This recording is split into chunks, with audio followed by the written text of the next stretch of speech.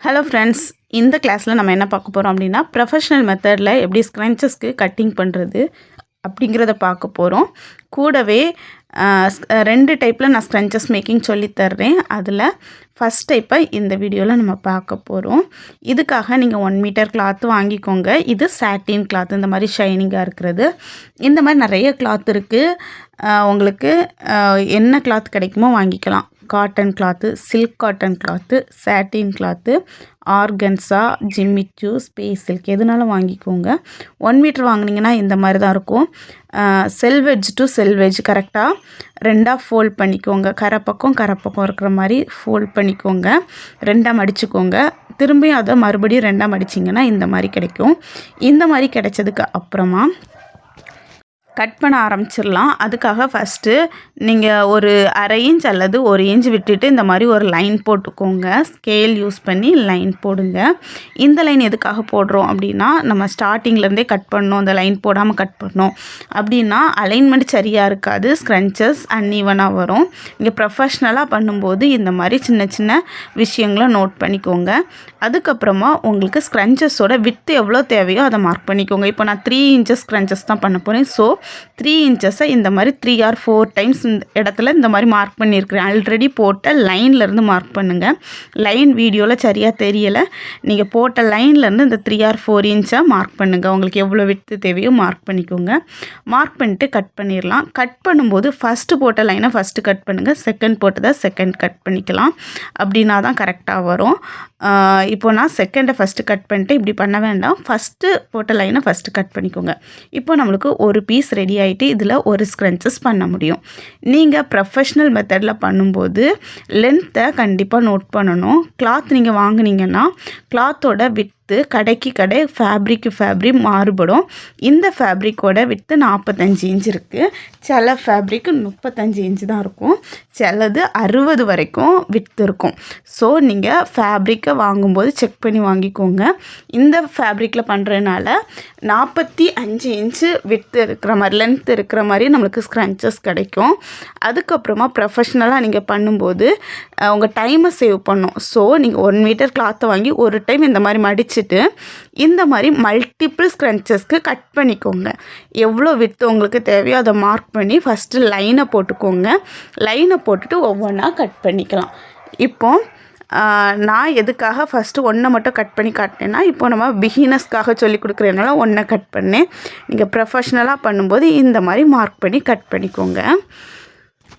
இந்த மாதிரி நீங்கள் ஒரே நேரத்தில் ஃபோல்ட் பண்ணி ஒரே நேரத்தில் லைன் போட்டு ஒரே நேரத்தில் கட் பண்ணுறதுனால உங்களோட டைம் நிறைய சேவ் ஆகும். அதே மாதிரி மிஸ்டேக்ஸும் நிறையா அவாய்ட் ஆகும். நீங்கள் ஒவ்வொரு முறையும் இந்த மாதிரி ஒவ்வொருக்கா கட் பண்ணிகிட்டே இருக்கீங்க, மடிச்சுட்டு ஒரு லைன் போட்டுட்டு திரும்ப உங்களுக்கு தேவையானதை கட் பண்ணுறீங்கன்னா ஃபேப்ரிக்கும் நிறைய வேஸ்ட் ஆகும். செகண்டு உங்கள் டைமும் வேஸ்ட் ஆகும். சம்டைம்ஸ் மிஸ்டேக்கும் வரும். நீங்கள் ஃபோல்டு பண்ணையில் மிஸ்டேக் பண்ணலாம், மார்க் பண்ணுறதில் மிஸ்டேக் பண்ணலாம், அல்லது கட் பண்ணும்போது மிஸ்டேக் பண்ணலாம். ஸோ எல்லாத்தையுமே நீங்கள் கரெக்டாக பார்த்து இந்த மாதிரி ஃபோல்டிங்லேயே மிஸ்டேக் இருக்கா அப்படிங்கிறத ஃபஸ்ட்டு செக் பண்ணிக்கோங்க. லைன் போட்டுட்டும் ஒரு முறை செக் பண்ணுங்கள். கட் பண்ணுறதுக்கு முன்னால் இன்னொருக்கா செக் பண்ணிட்டு கட் பண்ணுங்கள். இந்த மாதிரி உங்களுக்கு தேவையான அளவுக்கு 1 மீட்டரில் எவ்வளோ ஸ்க்ரன்ச்சஸ் வருமோ வந்துடும். இதுக்கப்புறமா நீங்கள் ஒரு பீஸை மட்டும் எடுத்துக்கோங்க. அதில் தான் நம்ம பண்ண போகிறோம். அதோட right side wrong side mark பண்ணிக்கோங்க. சாட்டின் கிளாத்தில் ரொம்ப விசிபிளாக தெரியும். ரைட் சைடு நல்லா ஷைனிங்காக இருக்கும், ராங் சைடு மேட் ஃபினிஷிங்கில் இருக்கும். இப்போது அதோட ஒரு எட்ஜ் எடுத்துக்கோங்க. ராங் சைடில் இந்த மாதிரி ஒரு டைம் 1/4 இன்ச் மடிச்சுக்கோங்க. மறுபடியும் இன்னொரு டைம் 1/4 இன்ச் மடிச்சுக்கோங்க. மடிச்சுட்டு ஸ்டிச் பண்ணிடலாம். இது செல்வெட்ஜ் இருக்குது, அதாவது கரை பகுதி, நூல் பிரிஞ்சு வராத பகுதியாக இருக்கிறதுனால நீங்கள் ஒரு டைம் மட்டும் 1/4 இன்ச் மடித்தாலும் ஒரு பிரச்சனையும் இருக்காது. இந்த ஸ்டிச்சை போடும்போது ஸ்டார்டிங் அண்டு எண்டிங் 2 இடத்துலையுமே பேக் ஸ்டிச் கொடுத்துக்கோங்க. தையல் பிரிஞ்சு வராது. நீங்கள் ஸ்டிச் பண்ணுறது நல்லா ப்ரொஃபஷ்னலாக தோணும்.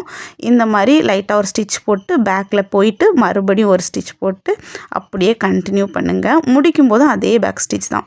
பேக்கில் போயிட்டு திரும்ப ஃப்ரெண்டு வாங்க, அந்த மாதிரி முடிச்சுக்கோங்க. இதுக்கப்புறம் இந்த மாதிரி ஃபோல்ட் பண்ணணும். ராங் சைடு வெளியே இருக்கிற மாதிரி, ரைட் சைடு உள்ளே இருக்கிற மாதிரி 2ஆக ஃபோல்ட் பண்ணிக்கோங்க. ஃபோல்ட் பண்ணிவிட்டு ஸ்டிச் பண்ணிடலாம். ஒரு 1/4 இன்ச் மட்டும் கேப் விட்டுட்டு, அதாவது 1/4 இன்ச்சில் ஒரு ஸ்டிச் போடணும். இதுவும் பேக் ஸ்டிச் போட்டுட்டு ஸ்டார்ட் பண்ணுங்கள். இந்த இடத்துல நிறைய பேர் மிஸ்டேக் பண்ணுவீங்க, அன்ஈவனாக ஸ்டிச் பண்ணுவீங்க. ஸோ அதை அவாய்ட் பண்ணுறதுக்கு ஃபஸ்ட்டே நீங்கள் லைன் போட்டுக்கோங்க. இந்த மாதிரி கரெக்டாக எந்த மாதிரி ஃபோல்ட் பண்ணுவோம் ஃபோல்ட் பண்ணிவிட்டு ஸ்கேல் மார்க்கர் யூஸ் பண்ணி 1/4 இன்ச் அளவுக்கு லைன் போட்டுட்டு அதுக்கப்புறமா ஸ்டிச் பண்ணுங்கள். அப்படி ஸ்டிச் பண்ணிங்கன்னா கரெக்டாக அந்த லைனை ஃபாலோ பண்ணியே நீட்டாக ஸ்டிச் பண்ணிடுவீங்க. பிகினராக இருக்கிறவங்க கண்டிப்பாக லைன் போட்டுகிட்டே ஸ்டிச் பண்ணுங்கள். ஆல்ரெடி நிறைய ஸ்டிச் பண்ணியிருக்கேன், கரெக்டான லைனில் நான் ஸ்டிச் பண்ணிடுவேன் அப்படிங்கிறவங்க லைன் போட வேண்டாம். ஸ்டார்டிங்லேருந்து எண்டிங் வரைக்கும் ஸ்டிச் பண்ணிடலாம். இந்த மாதிரி ஸ்டிச் பண்ணி முடிச்சுட்டு நீங்கள் பார்க்கும்போது லைனு நீட்டாக கரெக்டாக இருக்கணும். அப்படி இல்லைன்னா பிரிச்சுட்டு கூட லைனை திரும்ப போட்டுட்டு ஸ்டிச் பண்ணுங்கள். இந்த லைனை நீங்கள் ஒழுங்காக போடாமல் அன்ஈவனாக ஸ்டிச் பண்ணிங்கன்னா உங்கள் ஸ்க்ரன்ச்சஸ் அந்தளவுக்கு நீட்டாக இருக்காது. அதே மாதிரி தையல் பிரிஞ்சிருக்கா, தையல் ஒழுங்காக விழுந்திருக்கா, லூப் எதுவும் விழுந்திருக்கா அப்படிங்கிறத கரெக்டாக செக் பண்ணிக்கோங்க. செக் பண்ணிவிட்டு அதுக்கப்புறம் நெக்ஸ்ட்டு ஸ்டெப்பு போகலாம். ஸ்டார்டிங்லேருந்து எண்டிங் வரைக்கும் நீங்கள் ஸ்டிச் பண்ணதுக்கப்புறமா எண்டிங்லேயும் கரெக்டாக ஒரு பேக் ஸ்டிச் கொடுத்துக்கோங்க. Back stitch compulsory.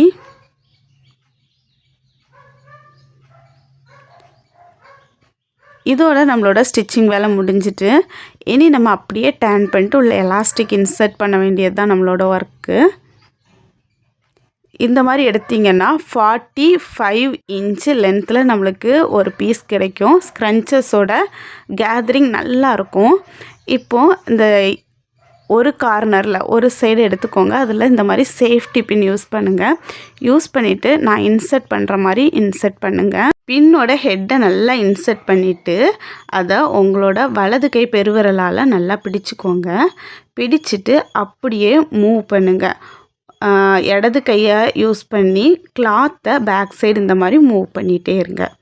இந்த மாதிரி பண்ணிங்கன்னா பின் அப்படியே உள்ளே போகும். அதுக்கப்புறமா இந்த இடத்த மட்டும் கரெக்டாக நீங்கள் பண்ணிங்கன்னா ஈஸியாக இருக்கும். இந்த மாதிரி அந்த கேதர்ஸ் இருக்கு இல்லையா, அதை வெளியே எடுத்து விடணும். பின்னோட டெயில் பேக் சைடு உள்ளே போகிற மாதிரி இந்த மாதிரி இழுத்து விடணும்.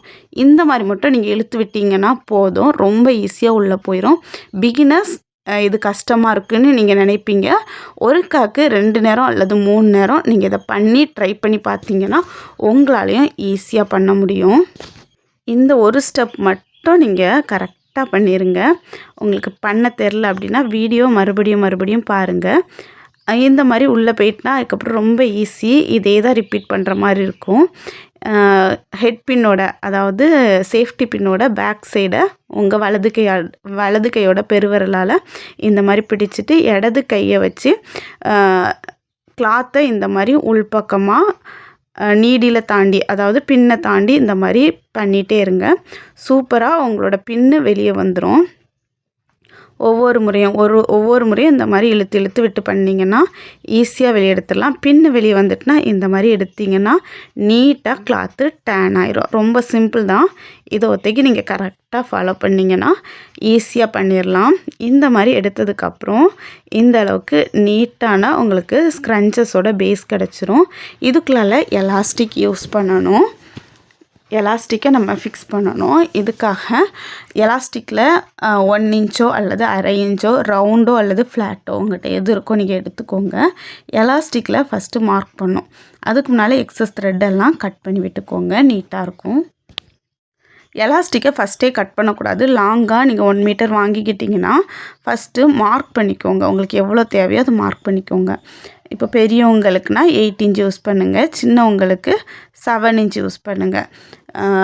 7 அல்லது 6 கூட நீங்கள் யூஸ் பண்ணிக்கலாம்.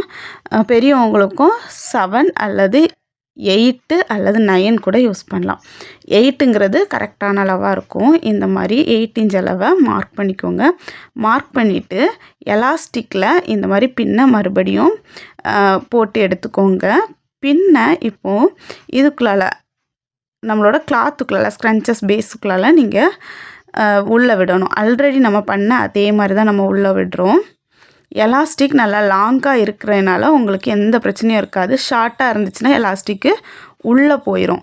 உள்ளே போகாமல் இருக்கணும் அப்படின்னா பின்னால் நீங்கள் ஏதாவது சேஃப்டி பின்னோ அல்லது உங்கள்கிட்ட இருக்கிற ஏதாவது ஒன்று இந்த மாதிரி பஞ்ச் பண்ணி விட்டுட்டிங்கன்னா உள்ளே போகாது. நீங்கள் 1 மீட்டர் வச்சுருக்கிறீங்க அப்படின்னா எந்த பிரச்சனையும் இருக்காது. ஃபஸ்ட்டு நீங்கள் 1 மீட்டர் வாங்கி 2-3 ஸ்க்ரன்ச்சஸ் பண்ணதுக்கப்புறம் இந்த மாதிரி ஷார்ட்டாக தான் எலாஸ்டிக் இருக்கும். ஷார்ட்டாக எலாஸ்டிக் இருக்குன்னா இந்த மாதிரி டிப்ஸை நீங்கள் யூஸ் பண்ணிக்கோங்க.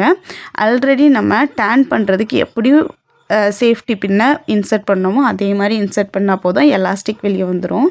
இந்த மாதிரி வெளியே வந்ததுக்கப்புறம் நீங்கள் ஆல்ரெடி நீங்கள் போட்டிருந்தீங்க இல்லையா, உள்ளே போயிடக்கூடாது அப்படிங்கிறதுக்காக அதை எடுத்து விட்டுட்டு அந்த 8 இன்ச் மார்க்கிங்கை பார்த்துக்கோங்க. அந்த மார்க்கிங்குக்கு உள்ளால் நாட்டு இருக்கிற மாதிரி நாட்டு போடணும். நாட்டு போடும்போது ரொம்ப ஈஸி தான். ஆல்ரெடி நம்ம எப்போவுமே போடுற அதே நாட்டு தான். இந்த மாதிரி 1 டைம் ட்விஸ்ட் பண்ணிக்கோங்க. மறுபடியும் இன்னொரு டைம் இந்த மாதிரி ட்விஸ்ட் பண்ணிங்கன்னா நாட்டு விழுந்துடும். இந்த நாட்டு பெர்மனண்ட் நாட்டாக இருக்காது, கொஞ்சம் டெம்பரரியாக லூஸ் ஆகிட்டே இருக்கும்.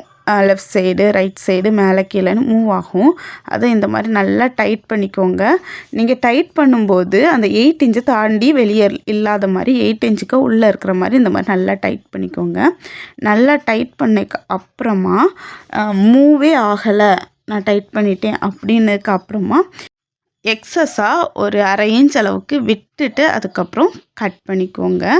இது ரவுண்டு எலாஸ்டிக்கு. ஃப்ளாட் எலாஸ்டிக்னாலும் சேம் தான். இந்த மாதிரி நாட் போட்டுக்கோங்க. அதுக்கப்புறமா சேஃப்டிக்காக இன்னும் கொஞ்சம் ஹேண்ட் ஸ்டிச் கூட நீங்கள் கொடுத்துக்கலாம். அதை நான் அப்கமிங் கிளாஸில் உங்களுக்கு சொல்லி கொடுக்குறேன். இப்போது நம்மளோட நாட்டு வெளியே தெரியக்கூடாது. ஏதாவது ஒரு side left side or right side உள்பக்கமாக இந்த மாதிரி நாட்டை விட்டுட்டு ஹேண்ட் சூவிங் நீடில் த்ரெட்டு போட்டு எடுத்துக்கோங்க. டபுள் ஸ்ட்ராண்ட்ஸில்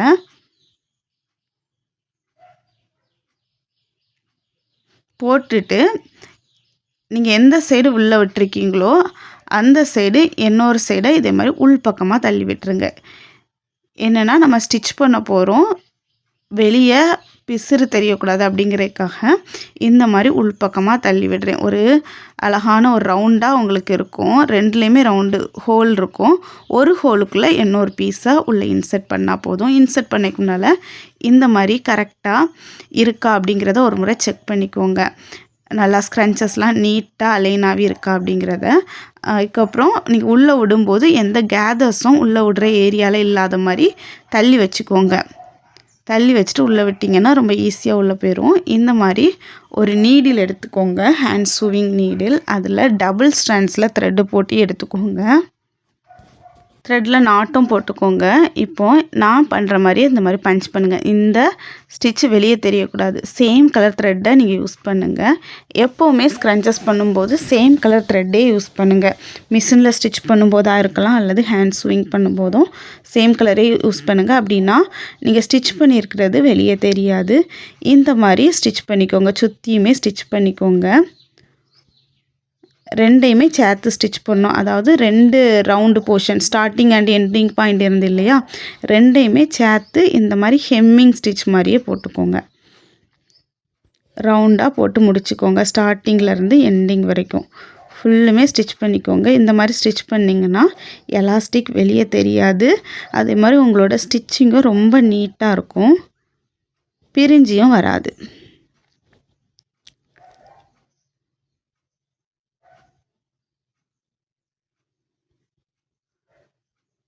சூப்பரான ஸ்க்ரன்ச்சஸ் ரெடி ஆயிரும். அப்படியே நாட்டு போட்டுட்டு த்ரெட்டை கட் பண்ணி எடுத்திங்கன்னா ஸ்க்ரன்ச்சஸ் ரெடி ஆயிரும். அதே மாதிரி இந்த ஸ்டிச் போடும்போது ரொம்ப லாங்காக த்ரெட் எடுக்காதுங்க. அப்படின்னா அடிக்கடி சிக்கு வரும், உங்களுக்கு டென்ஷன் ஆகும், உங்களோட டைமும் வேஸ்ட் ஆகும். ஸோ ஷார்ட்டாக எடுத்துக்கோங்க, ஈஸியாக முடிச்சிடலாம். இந்த மாதிரி நீங்கள் ஸ்க்ரன்ச்சஸ் பண்ணும்போது ஒவ்வொரு ஸ்க்ரன்ச்சஸாக இப்படி முடிக்கிறத விட எல்லா ஸ்க்ரன்ச்சஸையும் ஒரே நேரம் முடிச்சிங்கன்னா உங்களுக்கு ஈஸியாக இருக்கும்.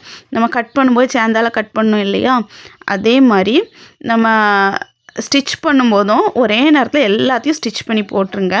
போட்டுட்டு அதுக்கப்புறமா எல்லாத்துலேயும் ஒரே நேரத்தில் டர்ன் பண்ணி போடுங்க. எல்லாத்தையும் ஒரே நேரத்தில் எலாஸ்டிக்கையும் இன்சர்ட் பண்ணுங்கள். அதுக்கப்புறமா இந்த மாதிரி ஸ்டிச்சிங் ஒர்க்கு ஒரே நேரத்தில் பண்ணுங்கள். அப்படின்னா உங்களோட டைம் ரொம்பவே சேவ் ஆகும்.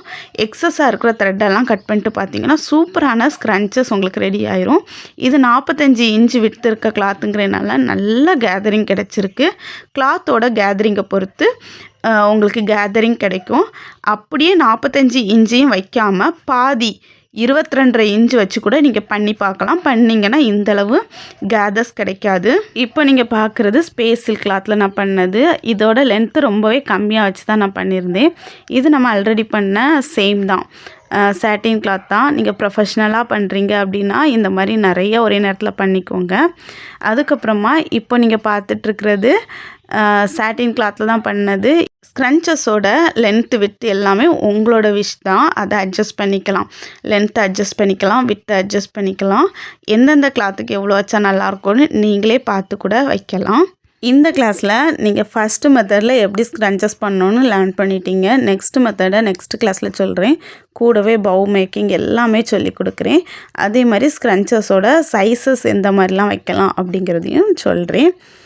நீங்களும் உங்கள்கிட்ட இருக்கிற கிளாத்தில் எந்த கிளாத்தாக இருந்தாலும் இந்த மாதிரி ஒரு ஸ்க்ரன்ச்சஸ் ட்ரை பண்ணி பார்த்து ஃபோட்டோ எடுத்து வச்சுக்கோங்க.